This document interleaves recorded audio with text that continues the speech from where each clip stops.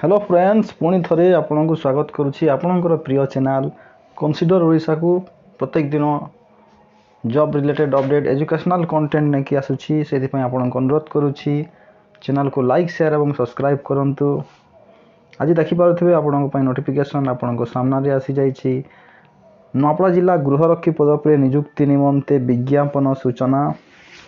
नूआपड़ा जिला गृहरक्षी पदवी बा होमगार्ड नियुक्ति सूचना आसी एवं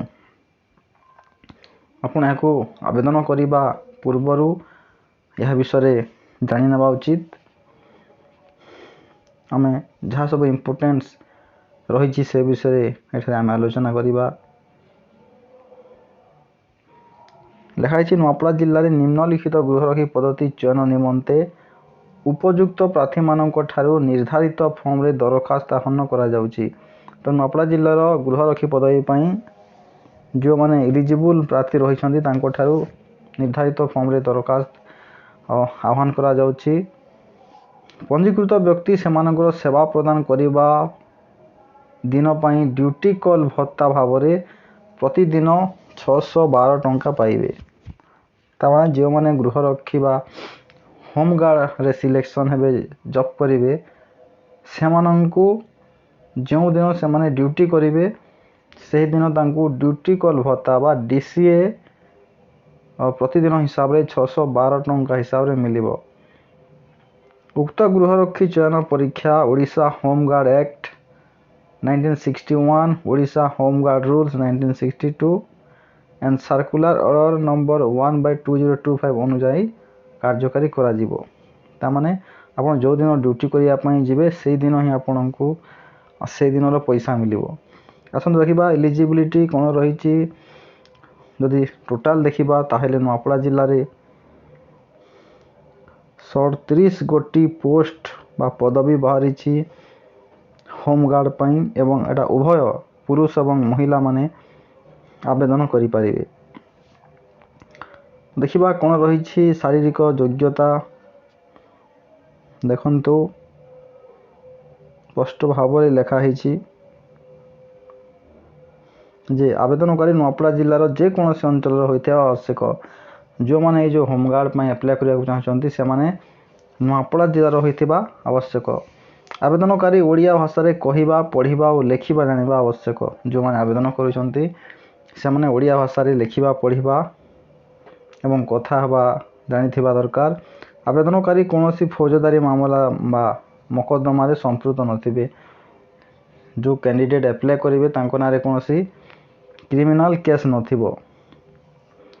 आवेदनकारी सुस्थ सबल होइथिबे शारीरिक किंबा मानसिक विकलांग होई नथिबे। जो माने भी अप्लाई करेंगे से माने सुस्थ सबल थिबे तांकर कौनसी विकलांग नथिबे। देखि पारथिबे बयस सीमा रहिछि 1/1/2025 अनुसार यह गणना करा जिवो एवं 1/1/2025 सुधा से 20 वर्ष रु 20 रु अधिक एवं 60 रु कम होइथिबा आवश्यक बा एज लिमिट में कहिबा ताहेले ये हे गला 20 रु 60 ये भितर आपण आवेदन करि परिबे। एवं शिक्षागत योग्यता कौन ना आवेदनकारी विद्यालय गणशिक्षा विभाग द्वारा परिचालित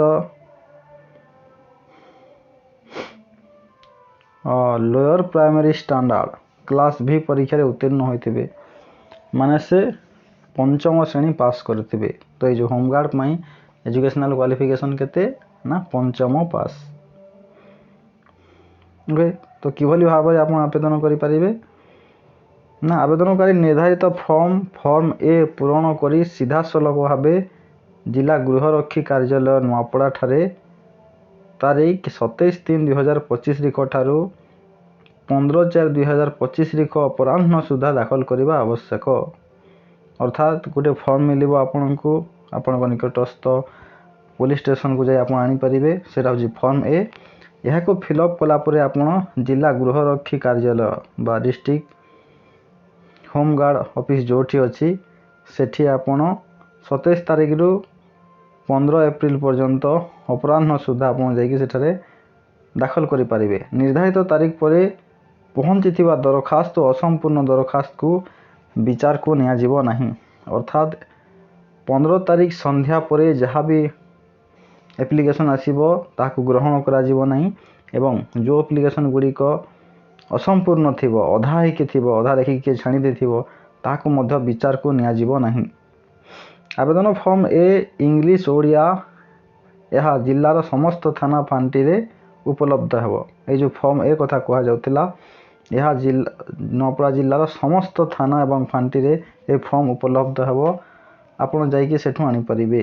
ଆବେଦନକାରୀ ନିର୍ଦ୍ଧାରିତ ଫର୍ମ ସହିତ ନିଜର ଆଧାର କାର୍ଡ଼, ଆବାସିକ ବା ରେସିଡେଣ୍ଟ, ବୟସ ଓ ଶିକ୍ଷାଗତ ଯୋଗ୍ୟତା, ବୈଷୟିକ ଦକ୍ଷତା ପ୍ରମାଣପତ୍ର ଗୁଡ଼ିକର ନକଲ, ଯାହା ବି ଆପଣଙ୍କର ଏଜୁକେସନାଲ୍ ଡକୁମେଣ୍ଟ ରହିଛି ତାର ଗୋଟେ ଜେରକ୍ସ ଏବଂ 4 ଗୋଟି ପାସପୋର୍ଟ ଆକାରର ଫଟୋ ଆପଣଙ୍କୁ ସଂଲଗ୍ନ କରିବାକୁ ପଡ଼ିବ। ତାମାନେ 4ଟି ଆପଣଙ୍କୁ ପାସପୋର୍ଟ ସାଇଜ୍ ଫଟୋ ଫର୍ମରେ ଦେବାକୁ ପଡ଼ିବ।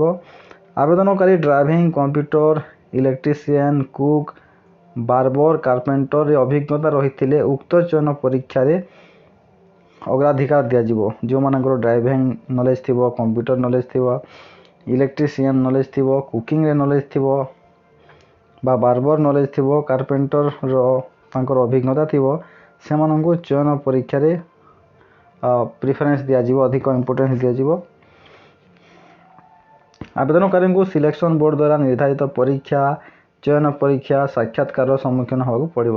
ତ ଯେଉଁମାନେ ବି ଏଟାକୁ ଆବେଦନ କରିବେ ତାଙ୍କର ଯେଉଁ ସିଲେକ୍ସନ୍ ବୋର୍ଡ଼ ରହିବ ତାଙ୍କର ଦ୍ୱାରା ନିର୍ଦ୍ଧାରିତ ହୋଇଥିବା ପରୀକ୍ଷା, ଚୟନ ପରୀକ୍ଷା, ସାକ୍ଷାତକାର ଏଗୁଡ଼ାକୁ ତାଙ୍କୁ ଫେସ୍ କରିବାକୁ ପଡ଼ିବ।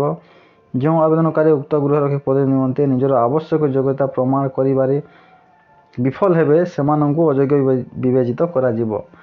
ଆଉ ଯେଉଁମାନେ ଇଲିଜିବୁଲ୍ ପାଇଁ ଡକୁମେଣ୍ଟସ୍ ଦେଇପାରିବେ ନାହିଁ ତାଙ୍କୁ ରିଜେକ୍ଟ କରାଯିବ।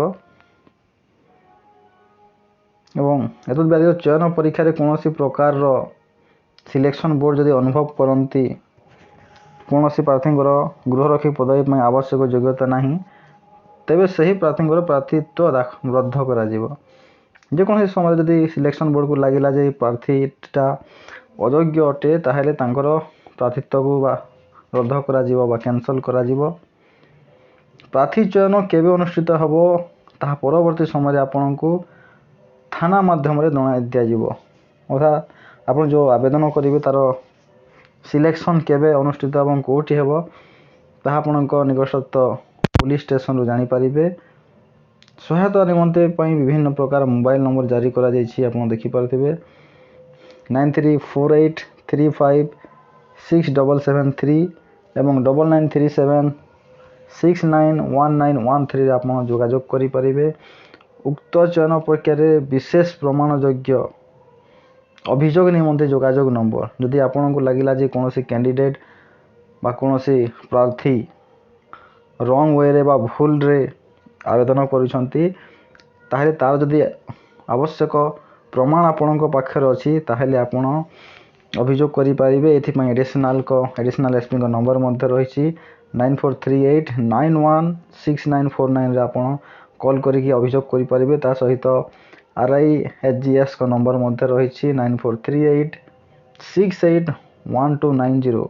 କୌଣସି ପ୍ରକାର ଅନିୟମିତତା ଆପଣଙ୍କ ସାମ୍ନାକୁ ଆସେ ତାହେଲେ ଆପଣ ଯଦି ଆପଣଙ୍କ ପାଖରେ ପ୍ରପର୍ ଏଭିଡେନ୍ସ ଅଛି ତାହେଲେ ଏହି ନମ୍ବରରେ ଯୋଗାଯୋଗ କରି ଆପଣ ଅଭିଯୋଗ କରିପାରିବେ। ତ ଏହି ଥିଲା ନୂଆପଡ଼ା ଜିଲ୍ଲାରେ ବାହାରିଥିବା 37 ଗୋଟି ହୋମ୍ ଗାର୍ଡ଼ ଭ୍ୟାକେନ୍ସି, ଯାହାକି ପୁରୁଷ ଏବଂ ମହିଳାମାନେ ଆବେଦନ କରିପାରିବେ। ଆପଣ ନିକଟସ୍ଥ ପୁଲିସ୍ ଷ୍ଟେସନରୁ ଫର୍ମ ଏ କଲେକ୍ସନ୍ କରିନିଅନ୍ତୁ ଏବଂ ଯାଇକି ଯେଉଁ ଜିଲ୍ଲା ଗୃହରକ୍ଷୀ କାର୍ଯ୍ୟାଳୟ ଅଛି ସେଠି ଆପଣ ଦାଖଲ କରିଦିଅନ୍ତୁ। ଆଶା କରୁଛି ଭିଡ଼ିଓଟି ଆପଣଙ୍କୁ ଭଲ ଲାଗିଥିବ। ଯଦି ଭଲ ଲାଗିଛି ତାହେଲେ ନିଶ୍ଚୟ ଭାବରେ ଚ୍ୟାନେଲକୁ ଲାଇକ୍, ସେୟାର ଏବଂ ସବସ୍କ୍ରାଇବ୍ କରନ୍ତୁ ଏବଂ ଆପଣଙ୍କ ସାଙ୍ଗମାନଙ୍କ ପାଖକୁ ସେୟାର କରନ୍ତୁ, ଯେଭଳି ଭାବରେ ଏଇ ଯେଉଁ ନିଯୁକ୍ତି ବାହାରିଛି ସେ ବିଷୟରେ ସେମାନେ ଜାଣିପାରିବେ। ଧନ୍ୟବାଦ।